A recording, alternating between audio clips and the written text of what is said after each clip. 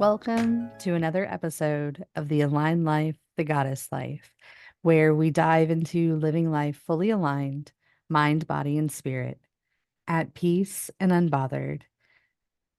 I'm Hallie, and I'm here with my co host Layne, and we're here for another episode of Tarot Tuesdays. This time, kicking off our talks about the major arcana, starting off where we left off with the Wheel of Fortune. How are you this afternoon, Layne? I am good. I'm excited to jump back into the Fool's Journey, where we've come from and where we are going.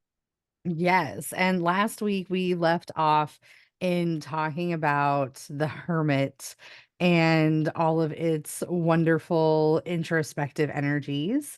And today we have a card of choice and chance, would you say? Yeah, I think, so we've come out of the cave with our finding ourself again and our own inner spark and coming back out into the world and seeing that everything is always in motion. And the only thing now that we can truly trust is that everything will change. Change is the only constant you can actually put 100% of your faith in. Everything will change and it's these cycles. Yes. Yes. It's so reminiscent in the symbology that is on the card because it shows a wheel and it Mhm. shows a plethora of mystical beings that uh, as a whole are kind of identified as creatures of change. Mhm. The chimera being there, the snake being there, which for those of you who fear the idea of the snake or the symbolism of the snake is transformation. It's about making all of these different, it's shedding that skin and having new scales to see the world with. And there's several of them. There's you have angels, you have the chimeras, you have the sphinx. There's so much there that shows how you are. I don't want to necessarily say how you are piecing yourself together, but at the same time, it is kind of that energy. Well, and it also represents the four elements respectively. We have earth, fire, water, and air, right? And then those the symbolism used for them are they are these agents of change. Just looking at my notes, we have Osiris, Anubis represented, the Sphinx represented Horus, who was the son of Osiris and the god of resurrection.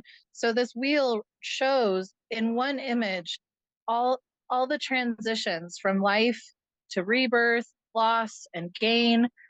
And depending on when and how you pull this card, how it represents to you, what phase you are in the wheel. Oh, yes. Yes, yes. And if I'm not mistaken, I'm pulling up different aspects of it now. Because in some it looks like they're just looking at a book, Yes. but if I'm not mistaken, in the original Rider Waite, they're actually looking at the Torah, Mm-hmm. which represents the wisdom that comes from all of these aspects of change, all of these fluid transformations that we find in the different aspects of the elements. Because again, when we look at all of those different elements and how they react with change, that works within your whole different being. Like you said, kind of going into that aspect of which one you need to work on as far as when you pull it and how it represents itself in the spread that you're doing. Um, and showing which one it is that you need to lean into. Right, because you could be finally coming around to where you're finally on top again. Like you feel like you've come through it and you're on top again and you feel great, but then it's this, letting you know that things will change and they will get crunchy again. And if it were to turn, um, counterclockwise, that's kind of the motion of the creatures around the wheel. You come into that snake as it slithers down, and the snake, and it's shedding its skin and it's getting new growth and new skin. It has to rub against rocks and the ground to shed that skin. So you end up, you have, now you're going to end up in situations that you're going to be rubbing against things that are very uncomfortable to you as you grow. Yes. Yes, and it also for me, in that same aspect has always been reminiscent of showing what things are coming into balance as other pieces go out of balance, which lives in that idea of duality. Um, not and just for our listeners, not to say that you're going to ever just totally find yourself out of balance, but you have to have those pieces that are in check and those Mm-hmm. pieces that are not in check. It's like our brain, how we only use 10% of it whenever we're doing one specific thing. You know, for a long time, we always thought that it was we only use 10% of it, period. But really, it's that you can't focus. If you were to focus on 100% of your brain activity at the same time, you would be insane. You can't do Yep. that. Cannot do that. Yes. Yep. And you have to let things fall away. And then say you're, pulling cards and you're coming from a place where you feel like everything's fallen out from underneath you. The whole thing has crashed down on you. You feel like you've just been at the bottom.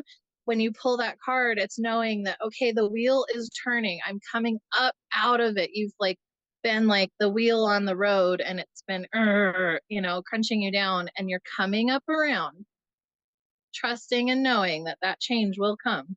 Yes. Yes, 100%.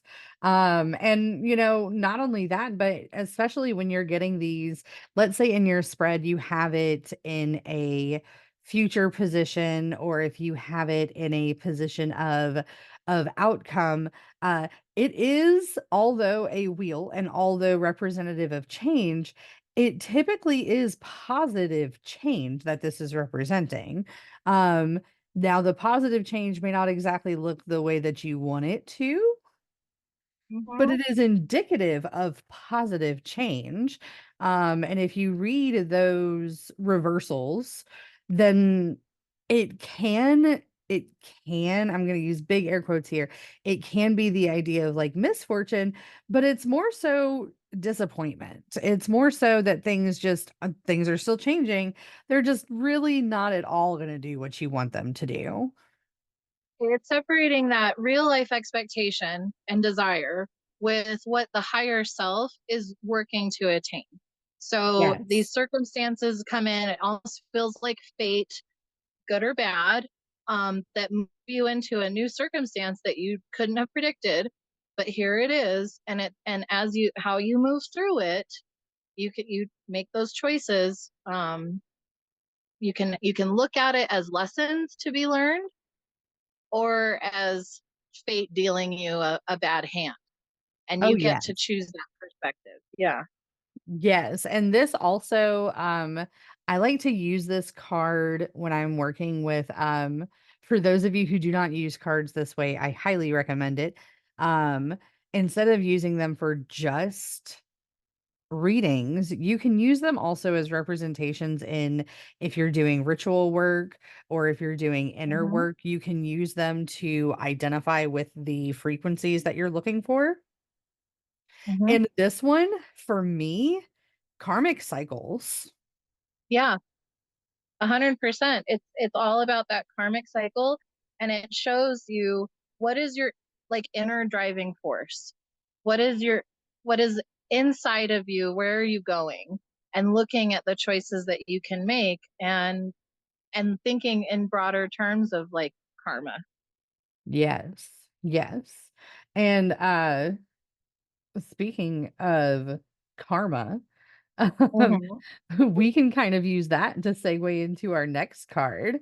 Because the Wheel of Fortune really is mostly that idea of change and that forward motion, those ideas of accepting all of those different pieces of who we are and how we have become where we are in our path. And that leads us into, as we discovered last week in the Rider-Waite Tarot, that leads into the Justice card, um, which I feel has also a lot of place with working within those karmic cycles. Yeah, I think it comes down to the mastery of the Wheel of Fortune is the acceptance that life will continue to life and time will continue to keep moving, and we're always in an ever present now moment, and we have to accept that whatever choices we'd made in the past and what we're moving forward to. And once you have ultimate radical acceptance of that, then you come into the Justice card, which is that rational balanced thought process. Yes. Yes. And it has a firmness to it. It has this idea of standing tall in, I mean, just like we think of justice as a definition on a day-to-day basis, you're standing tall in your roots for where you're going, what you're doing, and you're owning those Mm-hmm. decisions that you've had to make Yes. peace with. Yeah, it's finding being resolute in them. Yes, you've gone through what you've gone through, and now you can see it clearly, and you know that these are the choices in front of me, and you plant your feet in the ground and say, this is my decision. And Yes. you can move with that, and not to say that you can't later change your mind if circumstance changes, but it's you have to at least make some choices. You can't always just sit on the fence or plan or prepare because it's safe there. You don't have consequences. So justice is saying, I accept the consequences because this is what I have to do. Yes. Yes. And just like, again, justice in real life, it's the idea of cause and effect, accepting what is going to come in front of you as you come across it through Mhm. these lessons that you're having to face. And again, if you read reversals, this is often indicative of not being able to own up to your own accountability. Right. Right. Playing it safe, being too indecisive, allowing yourself to get caught up in the external and only reacting instead of standing firm and diverting what needs to happen in your life. Yes. And this is just as much internal as it is external when it comes down to what you're reading. Like if you're reading for your emotional well-being or things that are happening with you, I'm reminded of something that is something I'm working with someone currently right now. This person has had a lot of people from their past pop up and not necessarily wanting them to, but they haven't taken the full accountability for the decisions that they made in those prior relationships with them. They haven't actually like cut those karmic ties or resolved those issues. And because of that, they're I almost wanna say that they're what is fair is kind of out of alignment with them. Does that make sense? Sure. Mm-hmm. Mm-hmm. It can be really, really difficult to have to stare that accountability in the face, Mm-hmm. but when we pull the justice card in a spread, or if we're sitting with it to sit with those energies, you have to face that accountability or you're not able to move through into that next part of your fool's journey. And when you're moving through this fool's journey, again, you're trying to move from a place of true blank slate, pure beginning all the way to the world where everything is working in your favor. And I think justice, and I see why they switch justice and strength and why they are somehow akin to each other because they both are probably two of the most important cards in this journey. Does that make sense to you? I do. I think accountability is a big one. And I'm drawn to, like, you started talking about this internal process. It's balancing within yourself your elements, balancing your water, your air, your fire, and your earth. Because if you're any too much of one thing or lacking in another, then you're not making that correct decision. If you're too water, you're too emotional on it, you're not seeing it clearly. If you're too fired up, you're going to make a decision that probably will backfire, you know? Um, so so it's taking that accountability. And I'm also drawn to making that comparison between what is fair and what is equitable. And I see that image, you know, with the kids behind the fence of different heights, and then they have different height boxes, like what's fair and what is equitable. Because Yes. what's universally fair, it doesn't mean that it's equal for me and for you, if that makes sense. Oh, no, that makes total sense. Um, And you have to because and justice is about recognizing that too, and that accountability. Like, someone else may need more help, but you don't, or vice versa, you know? yes, yes. I feel like that, I'm reminded of what we literally just talked about in the ideas of giving a little more emotional, oh, what's the word I'm looking for? Giving a little bit more of an emotional leash with people of like prior generations as we're going through these healing processes as a society, we're quick to cut people off, but that I feel like that speaks so heavily into that because yes, we don't have to sacrifice our own worth and well-being, but we do have to find what is also fair for the other humans that we share this world with. Right. Yeah. We just had this conversation about, like, errands in the grocery store, you know, and there's levels. Like, if somebody's criticizing you with a tone and you can feel it, like, that's not cool.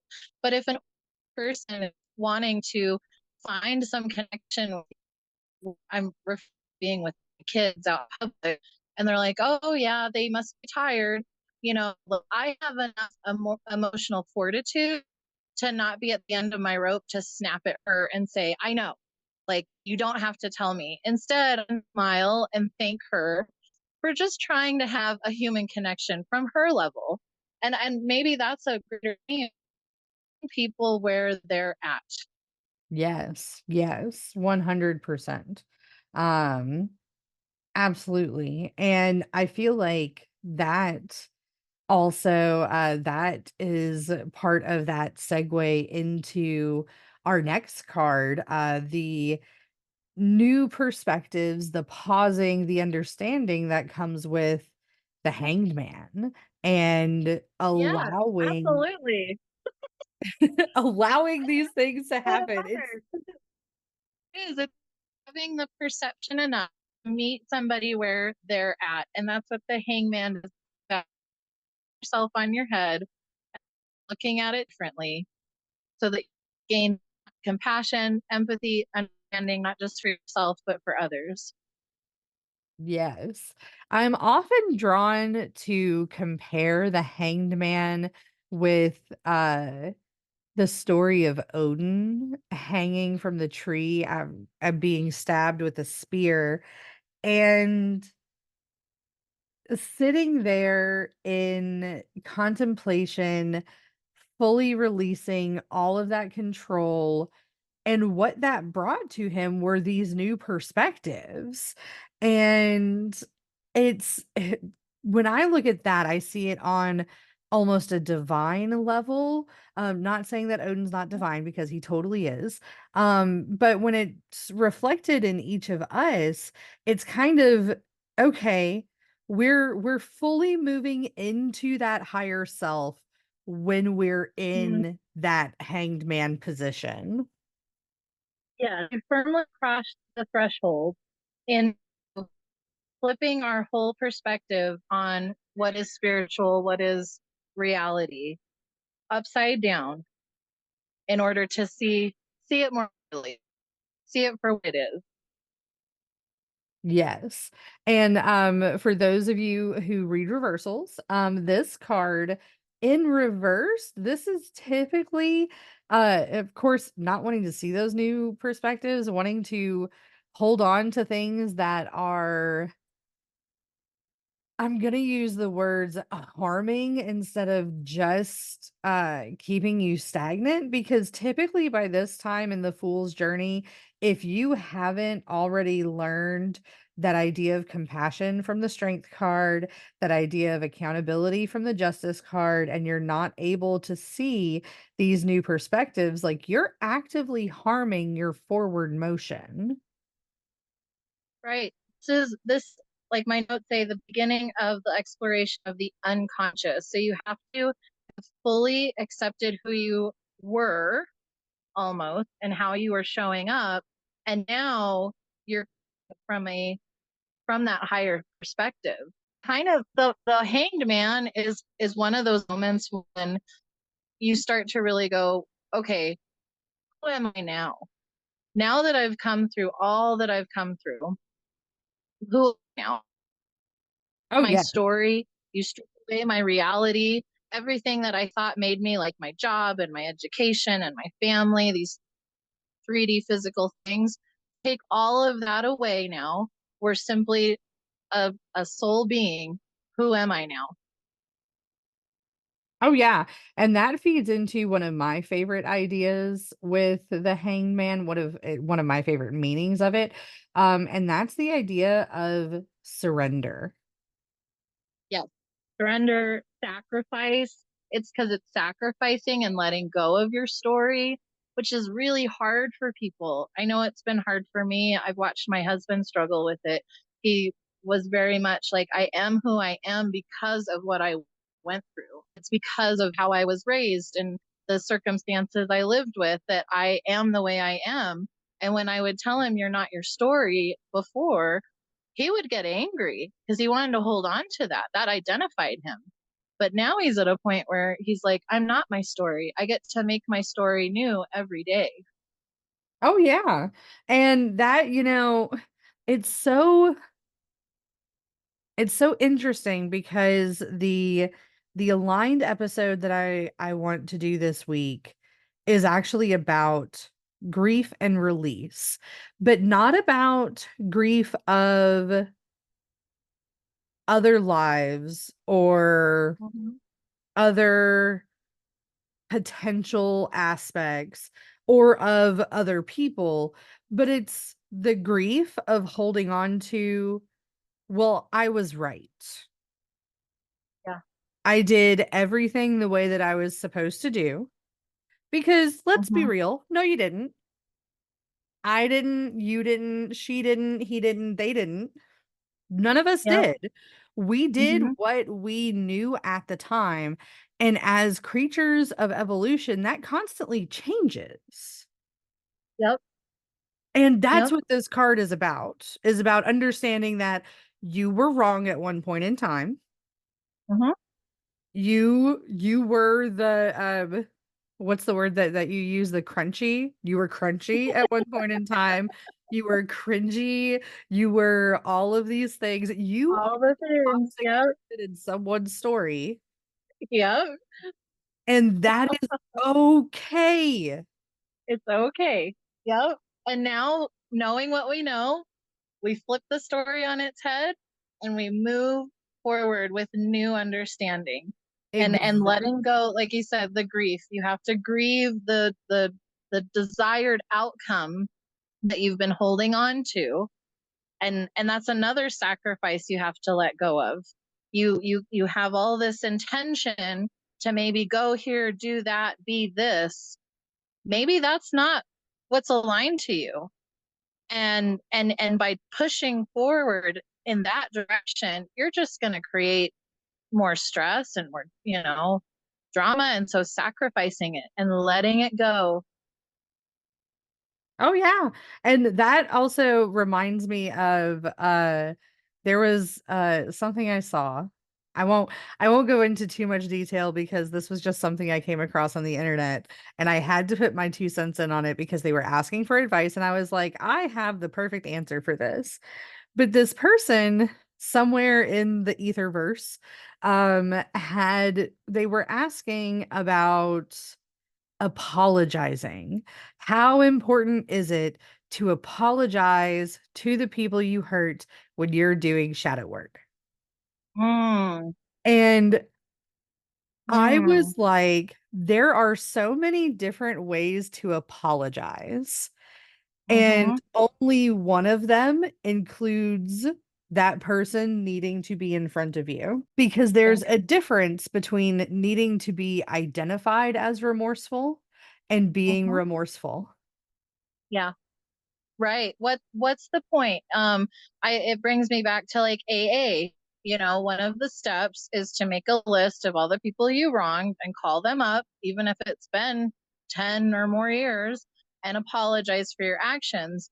Um, it's the I think the practice is more in recognizing and accepting where Yes. you were rather than hearing from them, oh, it's okay. Because if you're trying to get that kind of feedback, you might not get it. You won't always get that satisfaction. And if you go in with the expectation that they'll be all better with you, and then they tell you, you know what, I'm actually not still not okay with you, and I don't really want to, you know, hear this, you're gonna it's gonna send you into a bigger spiral, I think. Yes, yes. I mean, even if it's not a guarantee, the chance is higher of it. Yeah. Um, and yes, like what I told this person to do is there's a technique that's used in some therapies called therapeutic letter writing. And it's something that I have used just intuitively throughout my life because there's Mm-hmm. so many people that I no longer talk to who I have hurt, and I have apologized energetically and through the universe to every single one of them by Yeah. writing them a letter. I have cried with these letters. I have Mhm. like put them into the deepest, darkest, warmest, I can't English, depths of my soul because I was like, oh my God, look what you have done. Right. And the biggest point is, can you find enough grace to forgive yourself to move forward? Can you forgive yourself and recognize what you were up against, and that your best at that time was really crappy, but that's what you had? Can you forgive yourself enough to let that energetically go? And then actions, louder than words, moving forward, no longer engaging that way. Yes. And I feel like that is a perfect place for us to transition to our next card, death. Absolutely. After you were saying, like taking that in to your soul and burying it, and that's the whole, here we are, the death, the ending, and now the transformation that comes from that. Yes, yes. And death, oftentimes, when it comes up in readings, it is all about making those transformations. It is about ending a cycle as we're moving into another one. And in reverse, it's about resisting those changes and not Mhm. being able to go through fully with releasing and purging and grieving these things. Right. So we now are aware of them because we flipped our perspective from the hangman, and like everything we said, now you recognize that you're no longer that story. You're no longer who you were. Can you put it to death? Can you be so totally done with it and bury it, and then let that energy be transmuted through decomposition in the earth, in which new growth can come from? Yes. And not only is it just to also clarify for people, because I know I've been saying that in reverse, all of these other aspects also work if you're pulling them in a spread and they're coming in the obstacle position, Mhm, because you mhm. have not overcome those things.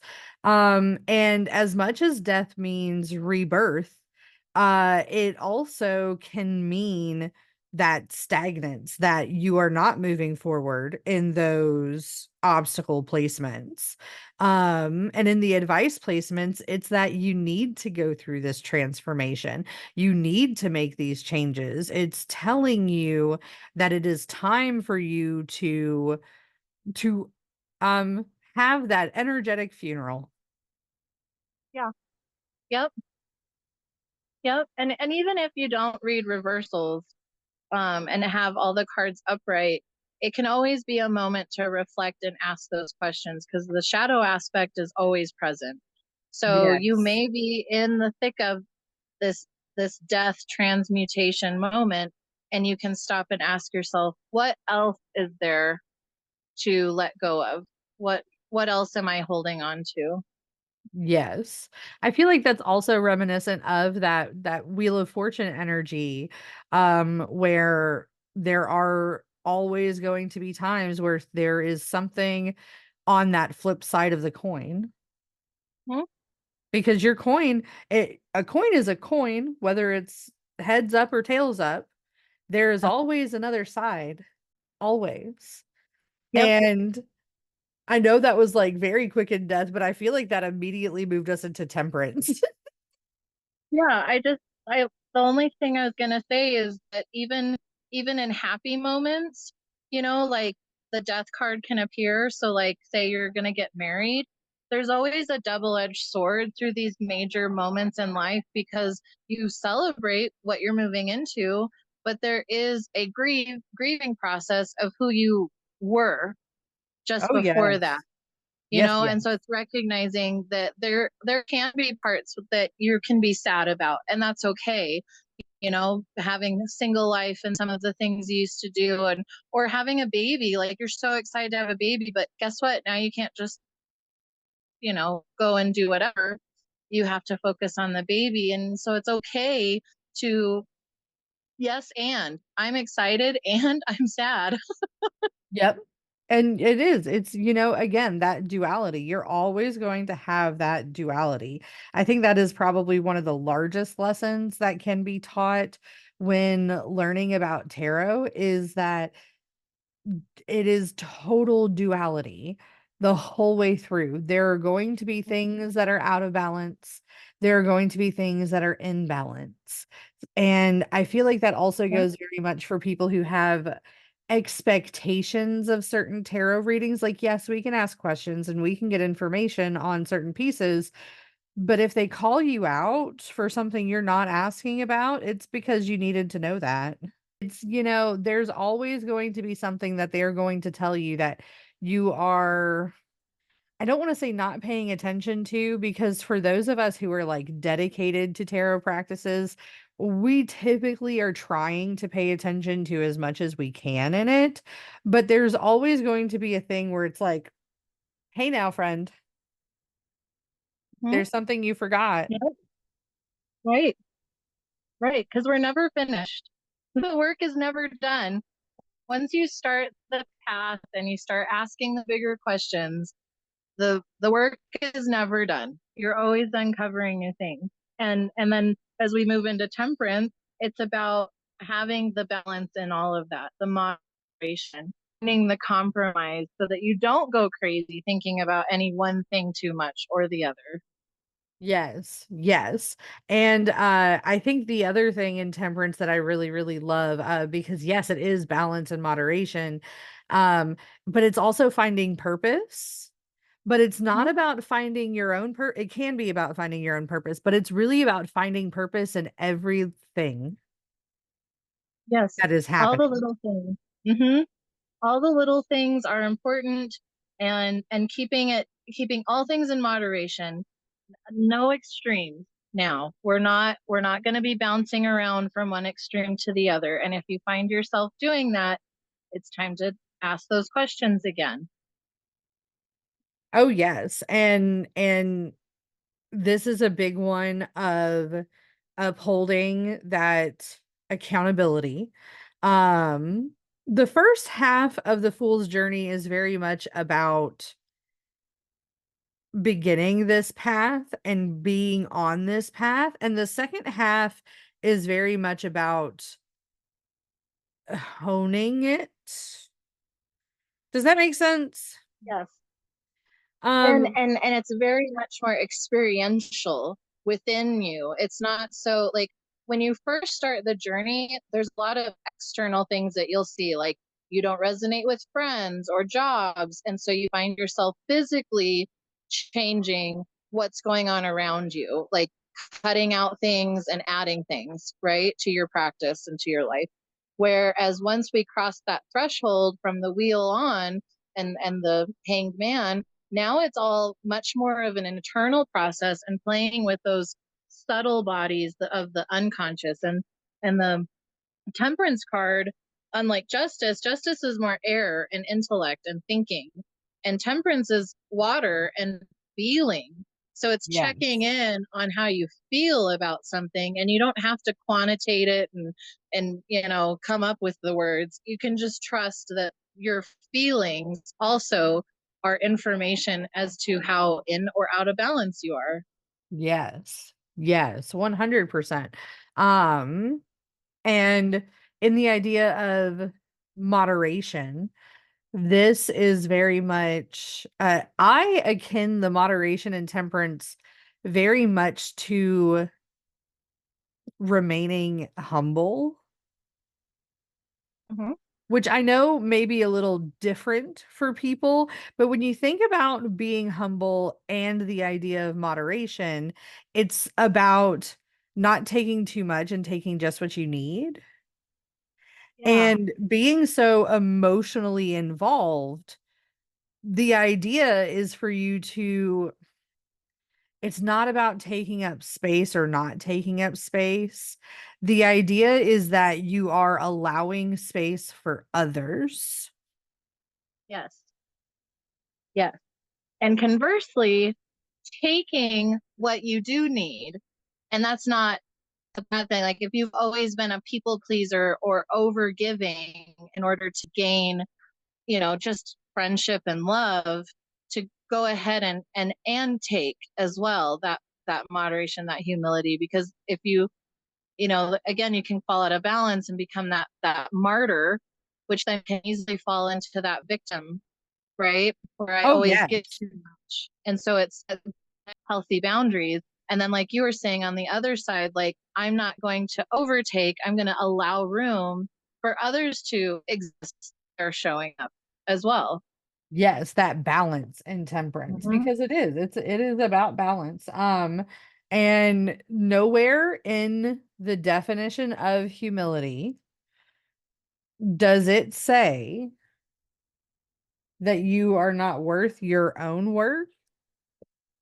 Like, Mm-hmm. yes, it says to give freely of yourself and things like this, but there is an aspect of humility where it is like you have to sustain yourself in order to even understand how to be humble. Yes. I mean, the image usually has someone pouring from two vessels, one into another, right? So Yes. that connotates that I already have a vessel that I've filled for me, and I have enough that I can share with you. But Yeah. I can't pour from an empty cup thing, right? Like I have to have already what I need to sustain me. Perfect. That was so perfectly said. And I can now give to you as well. Yes. Yes. And that I feel also kind of leads us into our next friend, um the devil, which From the devil. we have talked about we have talked about these next three cards so much in Yeah. the last week. But from talking about it and just seeing astrologically and then watching the Schumann resonance, I don't know if anybody keeps tabs on that. But there's been a lot of energy going on. And it kind of goes back to when that eclipse started around, what was it, end of March?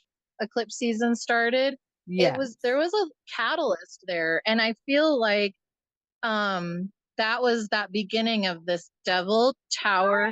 So the devil, I feel like coming into devil energy is that I have so strongly and firmly understood that this is where I'm going and this is where I am, that I've inadvertently put on blinders, like the kind you put on a horse where it can only see forwards, right? So it's like I'm Yes. going there and I've done all this work and I feel so good about it. But now I've inadvertently put these blinders on and I cannot see what's coming at me from the periphery. And that's kind of when you get some of those hits, or you feel tied down to a single thread instead of remembering that this is a world of possibility, a universe of possibility, and you get to play with all of them. Yes, and it is so much about being attached to one idea, working through so many different things that you want to hold on to. Um, there's a lot about addiction is always a word that somebody or someone, some ideas bring up when it comes to the devil. And there's so much in the word addiction that people hold on to that is just sex, drugs, and rock and roll. You know what I mean? But Yeah. addiction can also be holding on to people, places, and things. Yes, I addiction is it can be also that secondary gain. So say that you keep finding yourself involved in someone else's drama, right? And you're like you keep getting their residual drama, your life caught up in it, right? But questioning, maybe I'm kind of addicted to learning what their tea is and wanting to know what's going on in their life because it fascinates you, and not recognizing that you're actually playing a part into that. Right, exactly. You're giving yourself into that.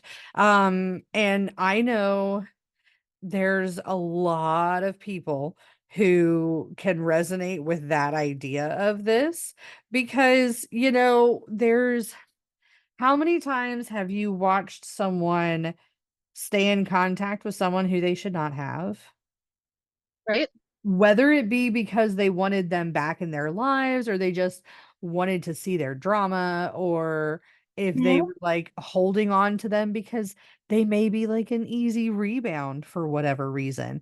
That's Yes, big devil energy. big devil energy. It's like finding that new like series on Netflix that's just so like awful drama, like wouldn't even really happen in your real life, but you just can't stop binging it for a whole weekend. Like that's devil energy right Oh, there. You're yeah. just like, nope, I'm glued. I'm stuck. I gotta see what happens next. Oh, yep. Yep, and, there's guilty pleasures are a whole thing. There's a little difference there. That's when it Yeah. comes down to, like, discernment and that idea of, self-discipline, which, again, comes with temperance, comes with going through all these other pieces. When your devil needs to be addressed is when it is taking over. Right. Right. And you just can't even see that you're the one holding the rope. Yes. And then, well, what happens if you don't address the devil energy? Well, then you find yourself at the tower, which Right. everyone is so afraid of. Or even willingly letting go of that rope. And like I just got this feeling like somebody who feels like they're the glue that's holding everything together within their group of people and all that drama, right? Devil energy. And they feel self-important, like, well, they need me. And if even if you were to just let go of that rope and watch it fall apart and burn, that's tower two.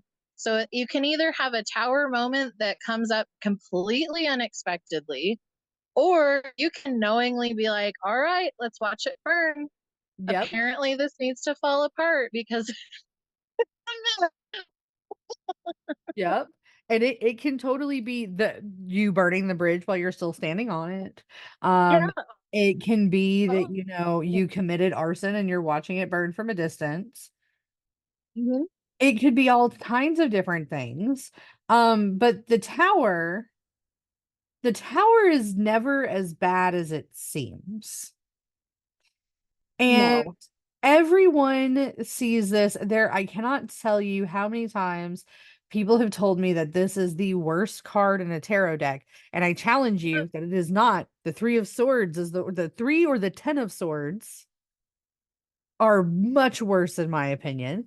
Um, And there's and some cups cards too. I mean, there's cards that have total heartbreak involved, and the tower may feel scary, but it also is a necessity, and you can look at it as a gift too. Like you may have rested entirely upon a situation, something, right, that you thought was going to be so solid for you. And if it falls apart underneath you, look at it as a gift. oh yeah, and it could be that you are holding on to so much in that devil card that the tower is a relief. Right. Yeah. Because it is Because the if you yeah, go ahead. oh, I was just gonna say, you know, it is it in the symbolism of it, you know, there's there's typically like people falling from the windows and Right, things right. falling out of it, but the tower's actively on fire, my friends.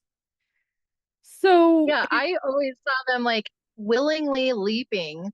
Like they'd yeah, rather leap out the well, and this is dark, but think of 9/11. People were rather willing to just flat jump out the window than the other way. Like they're just like relief. I need instant relief from this situation. yeah. And you know, it is also a way of,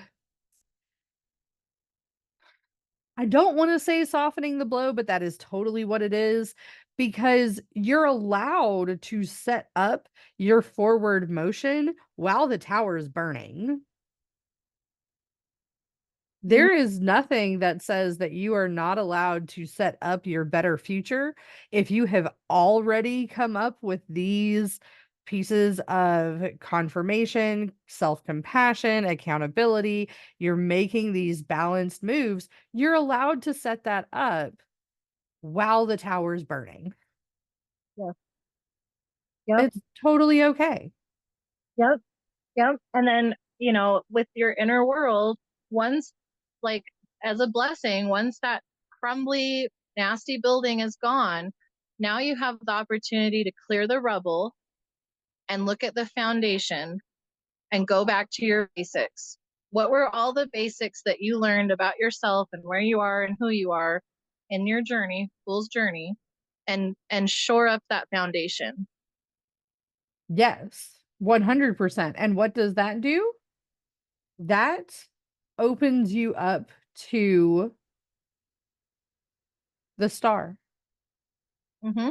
hope, reinstilling hope, Mm-hmm. um, that renewal, and finding, this is going to be a little different from temperance. This is why I kind of gave that difference in the idea of what the purpose in temperance is, because the star is personal purpose. Yes. Yes. And I see it as a giving yourself permission once again. Like you got so focused with the devil, and this was the only way, and then it wasn't. It fell apart, and now you've cleaned it off and you have a new foundation. You're giving yourself permission to dream again. Like looking at that new fresh foundation and imagining and dreaming, well, what could I build there now? And you have a blank slate, so it doesn't have to look at all the same as it did before. Oh yes, 100%. And it it's also about loving you. And I say this because of its symbolism, because of what is in it, because when you look at the star, she's pouring from two different vessels, and she's pouring one vessel into this larger piece of water and then another vessel into what looks almost more like rivers or streams, and they're Mhm. connected. And it is because she's pouring into herself and into the possibilities that she has in front of her. Yeah. Yep. Yep. And she's naked. She's unashamed. She's totally now at a point where she shows up completely as she is, because Yeah. there's nothing else. There's nothing else to fall back on anymore. There's no more stories, no more anything hanging on to her. She simply is showing up as she is and giving into herself as she can. Yes. Yes. And it, when we get out of our tower moment and when we haven't been, like you said, like shoring up our bases, making everything kind of sturdy to move forward, but not so sturdy because we've got a little bit of learning to do as we move into the star. Not a ton, but a little bit. It's that it's more of like a, like I said with the renewal, it's that rekindling of that sense of self and purpose. And Mm-hmm.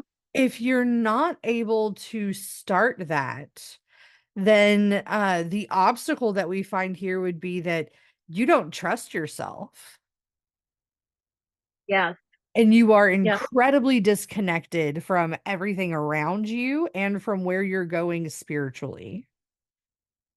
So there's a interesting little thing in my book here where it says that she's pouring into the pool of memory, which lies on the edge of the underworld. Those returning from the land of the dead would drink from this pool so that they might not forget their mystical experience. So there's a lot in there of don't forget the mystical, the spiritual that you have gained to this point. Like this, that's where you're at right now. Yes. Move into the ideas after that of the moon, because the moon encompasses looking into darkness. Very foggy and ethereal and not of this world with substance. It's almost like I feel like I could swipe my hand through the fog. Oh yeah, it's mystery and fear. There's lots of anxiety. Um this is also an opportunity to tap into intuition and that inner trust of the higher self, Mhm. because that's how you move through the fog. Yeah. Yeah, I mean the moon, it shows that okay, so you have a star moment, you've placed hope out again, right? And you're looking forward now with, well, what if in the positive, in what if in the positive, and now you can kind of see a horizon over there, but just barely. You don't know how, but you're gonna walk that direction. Yes.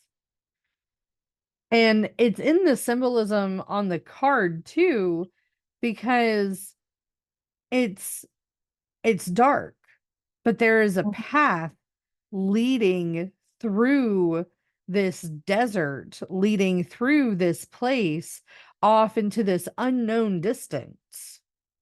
Right, right. Right. And it has a mirroring to the high priestess, where we're now no longer any one way or the other to, in our physicality or to out there in our spirituality. We're now committing to this path, but that path has not yet, you have not yet walked it. And it's yours alone. So there's no one else that can tell you, but there will be, if you trust, guideposts, those towers that you walk through, or whatever they are. And some of the cards, yeah, they're towers. There will be markers along your way to affirm. You just have to Yes. trust. And that is so that reminds me of the never ending story Oh, so much, right? because he has to move through those two sphinx The and oracles. yeah, and he has to be pure. Yep. And so often we perceive the definition of pure to be this unwavering, untouched, Right. unhurt spirit. And that is not true at all. And he is so like Atreyu in that moment is so akin to that because before he even got there, he had faced such harrowing hardships and so much emotional distress, and he Right. still was pushing forward. Right. Because his heart was in the right place. So it's that's so beautiful because no matter what you've overcome, what you've gone through, what's happened to you, it doesn't affect your heart when you open up to that self-love, that self-worth, your own valid deservingness to simply exist. Yes, I love that you used valid there because it's self-validation, it's walking in your own power, Mm-hmm. and it's taking back your power from things that shouldn't have it in the first place. Yeah. And those are very dark, murky places where those things have occurred emotionally, and in your internal world. And so to be able to sort that out and separate again, hangman, I am not my story. I Oh, am who I am. And I can walk forward with that. oh yeah, 100%. And it's I think of it very much as like your heart being that flashlight through the fog. Mm-hmm. And then that leads us into, well, what could possibly be at the end of that path?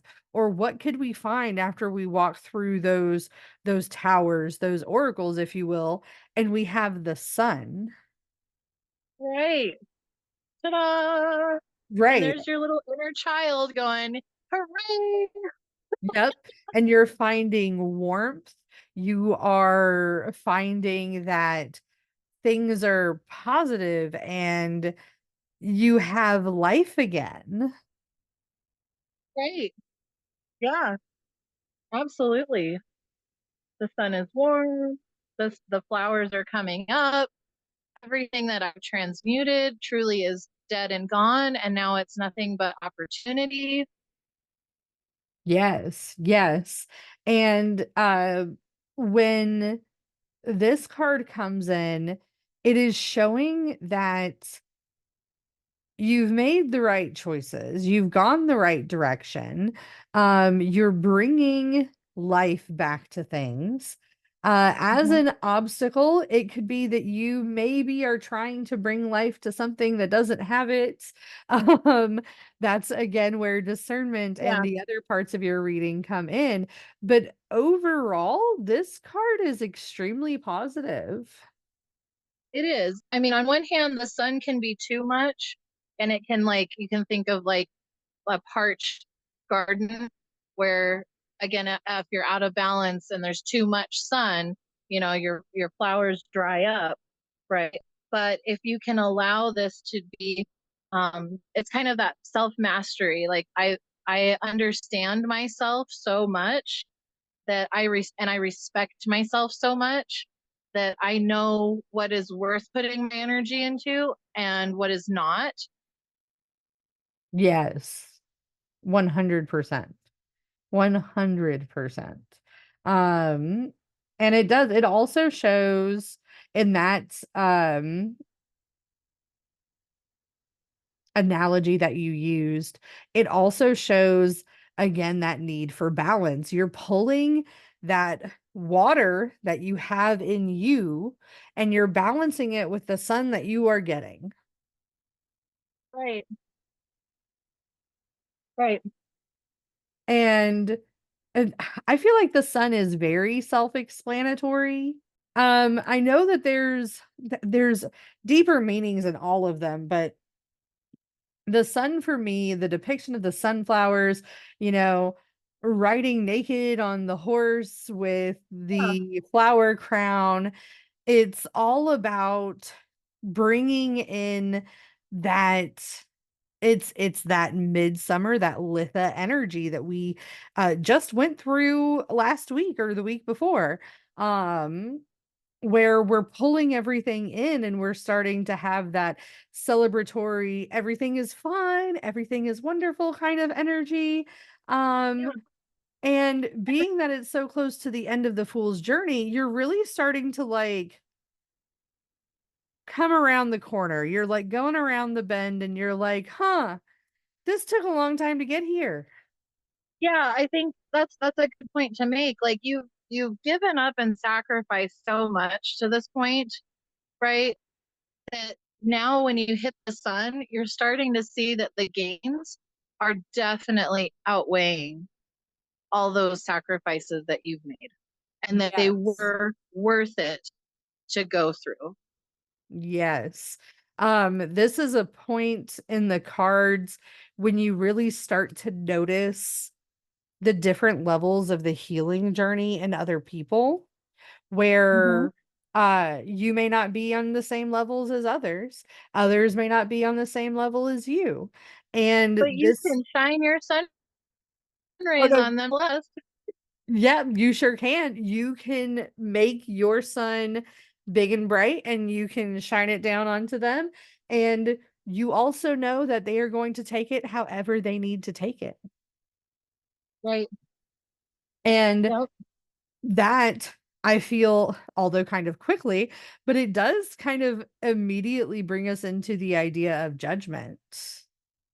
Yeah, I'll just say like one last thought I had on the sun is so like in the Rider Waite, we have the child who's holding this humongous banner, right? And he's just like joyfully and without any effort holding this big, what could be heavy banner up. And so it's also like recognizing that you embodying this part of your journey, people are watching you and looking at, oh my gosh, like they're moving so effortlessly, like with such joy. And and so the observation from external is people will be like, oh my god, it must be so easy for you, and you just kind of laugh because you're like, you have no idea what I went through to get to this point where it does start to feel easy. Oh, yeah. And you're moving gracefully, and other people can see that. Mm-hmm. And Yep. And then yeah, it goes right into judgment for getting this whole like you are now reaping what you sowed.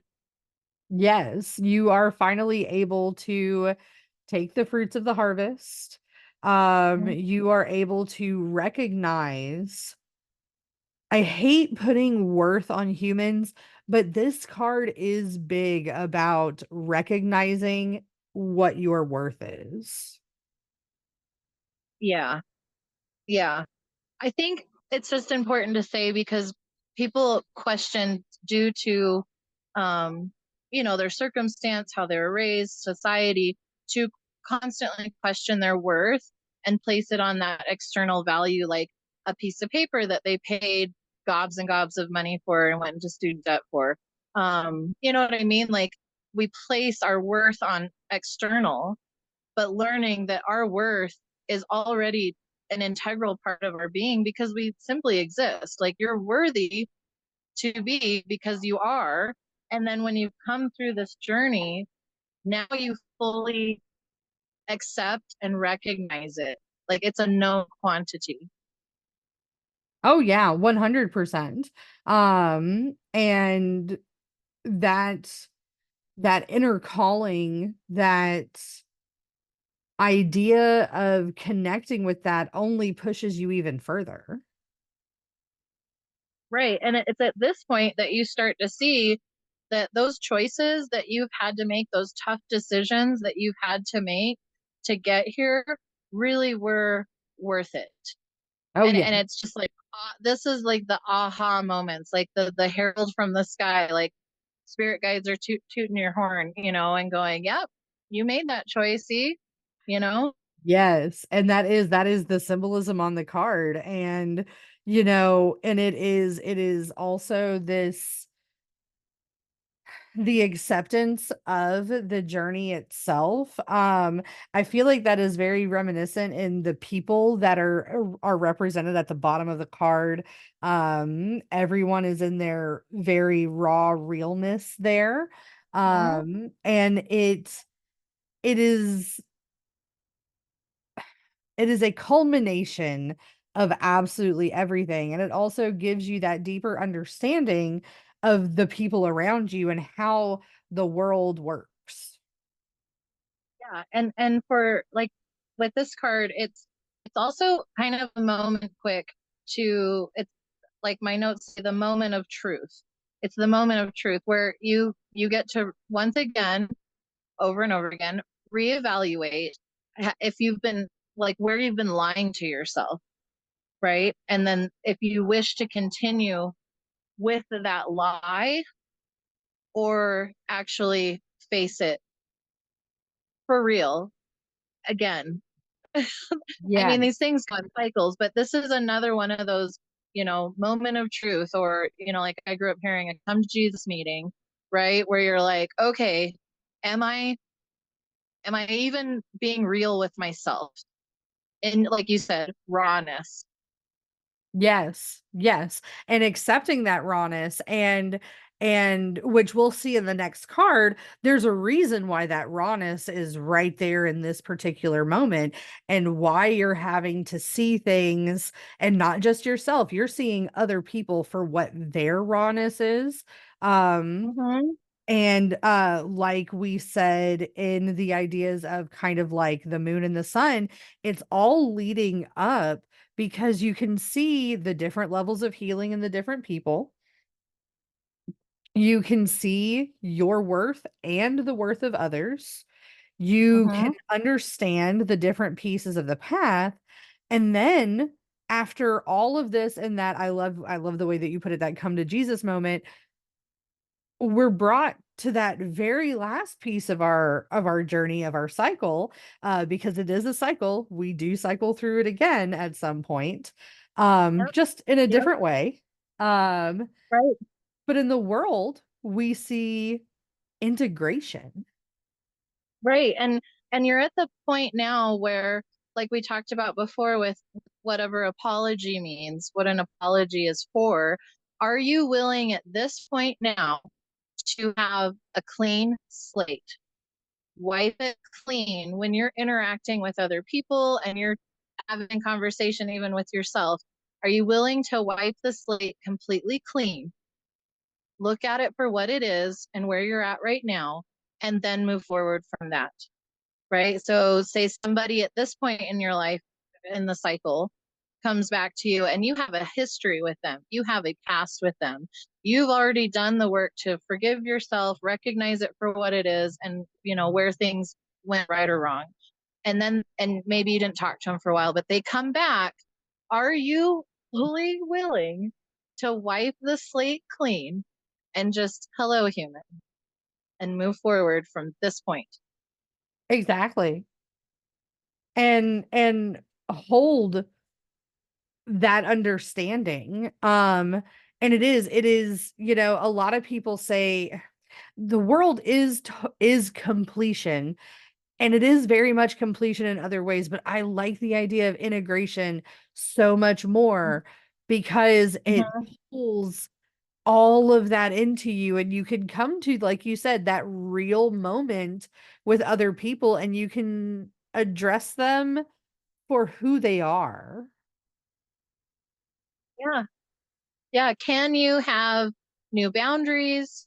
Can you have compassion, empathy, and still uphold in yourself what's authentic and true for you, and integrate all of that? Now, as we move into the world card, now you're moving through it with Yep. with all of that. Mm-hmm. Yes. Accomplishment.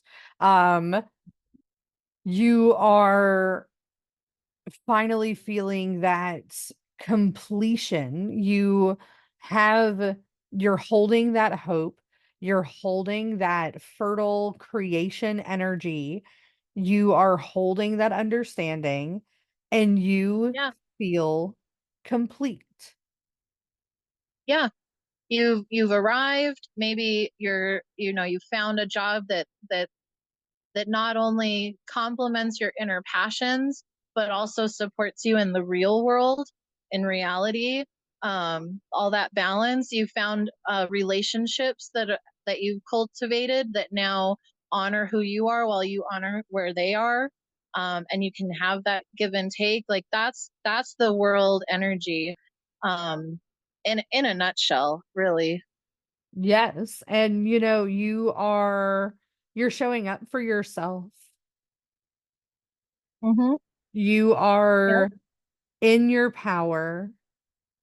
You're not allowing anxiety and fear to overcome potential and opportunity. Um, and you're willing to play the long game. Right. Right. And I see this, I feel like this analogy like of as an artist paint with a painting, right? The fool's journey, you start with the bare conception of an idea. You do physical work to get your canvas and your paint supplies together.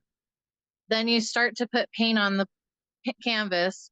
You freak out because now you're committed, but you're like, oh my God, it's kind of looking like shit, right? And so you work it and you work it and you work it. And the world card is you did it. You finished the painting. You can put the paintbrush down and just admire for a moment where you're at. But then, as all things are, the cycle begins again. You're going to have a spark of a new idea You're gonna and you start new start the painting. full journey. Oh yeah.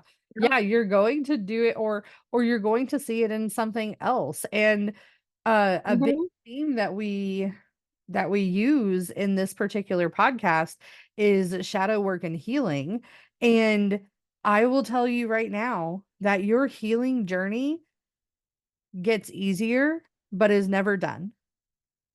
It's never done. And so you come now you've had this full cycle and you have all the awareness of it. And as you start another cycle, you're looking at it a little differently and you can move through it still with everything you gained before. It doesn't mean that things won't show up that are crunchy, they're uncomfortable, but you have a little bit more going on in your inner world that you can utilize your toolbox. Oh yes, 100%. And it is going to you are going to know how to handle it with a little more grace, a little more Mm-hmm. connection, a little more understanding, and it gets easier every time, Yep. which is why it's so 100%. important to go through this fool's journey in the first place. Because being resistant to all of these changes and all of these setbacks and all of these tower moments only hinders you from allowing your path to get easier. Right. You're just staying in a space where you just keep getting beat up and then you're only stuck reacting to it. This whole thing is that self-empowerment. The Yes, choices I get to make for me. And when I make the best choice that's aligned for me, then the ripple effect is that everyone around me gets the benefit of that. Because then I know that I'm not just supporting myself, I have to do me first, but when I do me well, I support everyone around me better. exactly. Exactly. Because you are, when that is the idea of, and I feel like people get this mixed up a lot. That is the idea of community. The idea of community is not having like a ton of people that are just into the same things and doing the same things, but it is showing up for yourself and for the others. Mm-hmm. Yep. And showing up in your best way. And your best is not somebody else's best. And that's how we complement each other. And radical acceptance, acknowledgement. You do this thing well, I do this thing well. It's Yeah. cool. Love that. Yes. Takes a weight off my shoulders. Exactly. Well, we have surpassed our hour mark yet again, my friend. I feel like we could talk about tarot forever. But I if think there's one thing of the fool's journey that we could or that you could say to everyone out there, what would it be? it's worth it. Yes. Absolutely worth it. Um, it could feel daunting and it could feel like a huge undertaking, but it's one of the greatest works that I know of for your own healing and for your journey to truly get you good with yourself and where you are in the world so that you can move forward. Yes. Oh, I love that. I absolutely love that. I think if there was one for me to say, it's okay to go backwards and then go Oh, forwards again. yes. It is totally okay. It's a dance, and you kind of sometimes get it's like a oh, what's that game? I just saw like a board game. Oh, sorry, and you have to go back to the beginning. Yep. Yep. Sometimes you have to go back, and it is okay for you to go back because that means that there's one of these cards you didn't get the full meaning of and the full energy of, and you just got to take a deeper look for a moment. Yeah, And that's it. absolutely. Well, thank you very much for joining me, friend. I know next week we are going to start talking about the different suits, or pips, as some may refer to them as. And I'm excited to dive into those, because I feel like there's a lot of meaning and representation in those that people are going to learn from us as we dive in, because there's so many of those that are not as constantly sat with as the major arcana. Yes, I agree. I'm really excited to dive into that too. Yes, I'm so excited. Thank you for joining me.